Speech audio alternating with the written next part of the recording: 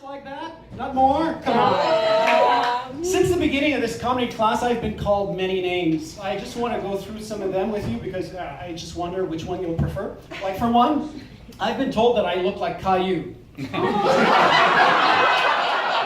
with that?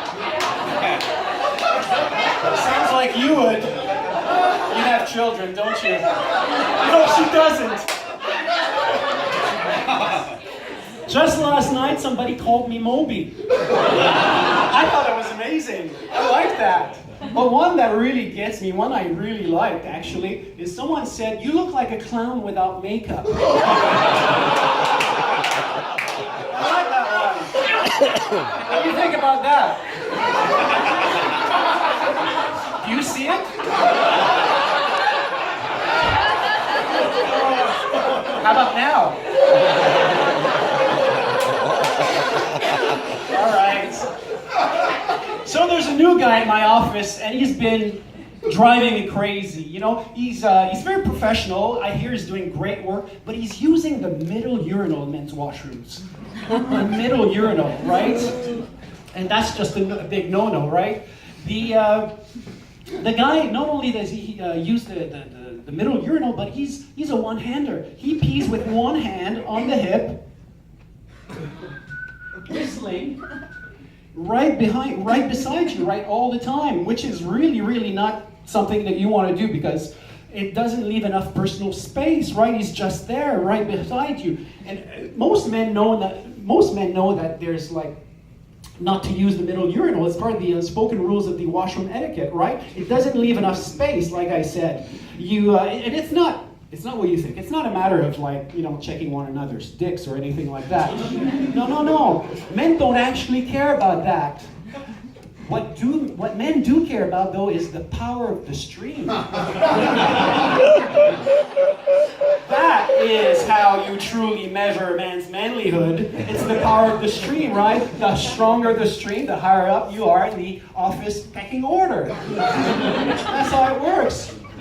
Doesn't matter if you're a manager or director or like a big shot director. If you have a weak stream at the urinal, I can guarantee you'll never have the respect of your subordinates. As a matter of fact, that's how they should conduct interviews, right? Wow, that's how they should conduct interviews. Let's kick it together. Yes, interviews. Just think of interviews for a while. Damn, I missed one. Sorry about that. That's how they should conduct interviews. Yes, I'm still on the interview thing. Hang on. Jing jing, where's my tablet?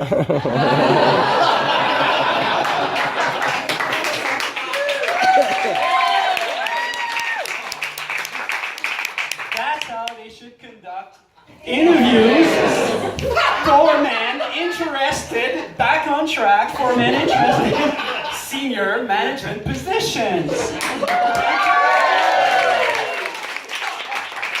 For the ladies, those are the positions that are casually sipping whiskey in a velvet room above the glass ceiling. Hang on. No, but you realize today that the glass ceiling isn't really a ceiling. It's more like, what's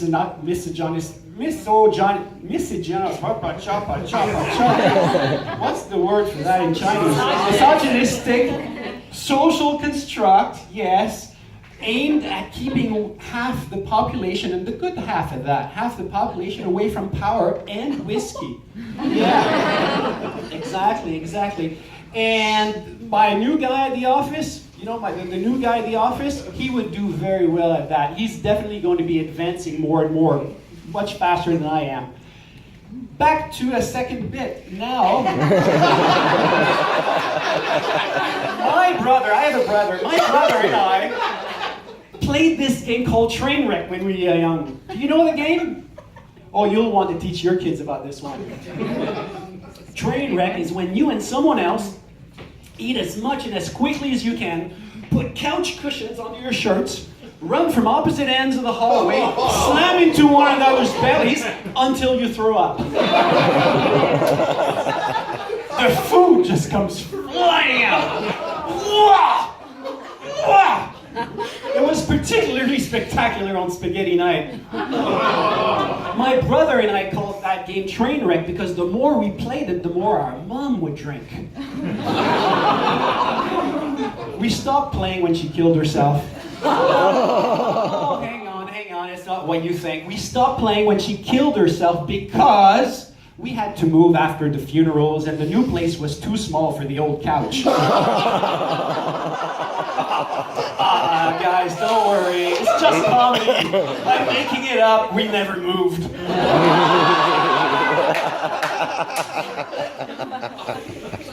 Speaking of dying, isn't it weird that you get a consent form for organ donation when you renew your driver's license in Ontario? You get that, right? It's like they're saying, we trust you enough to drive, but just in case we're wrong about you. It was my birthday recently, my driver's license was up for renewal, so I got the form in the mail with it, and I will admit, not so proud, but I will admit, I didn't sign it. No, not me. You know, I didn't feel comfortable signing it. I don't want to be in a situation where doctors might consider I'm worth more parts. You know, what if there's a possibility that could fix me, but they just won't? You know, on purpose. What if I get in a car crash just when this guy who happens to need a lung or heart, you know, like a super guy, that's got 15 kids, a guy who builds wells in some poor regions of the world on the week, coaches local baseball team on the weekend, you know, that kind of guy, I don't stand a chance against that. You know, that's impossible. It says on the form that the organs and tissues of one single donor can save up to 8 lives and enhance 75 more. With these numbers, I don't stand a chance, that's for sure. Not what I've done in my lifetime. I invented Trainwreck, for crying out loud. No. At that point, I'll just be an all-you-can-remove buffet for the medical staff. So fuck that shit. I'm keeping everything. All of this is going on the barbecue with me. Thanks so much for coming tonight.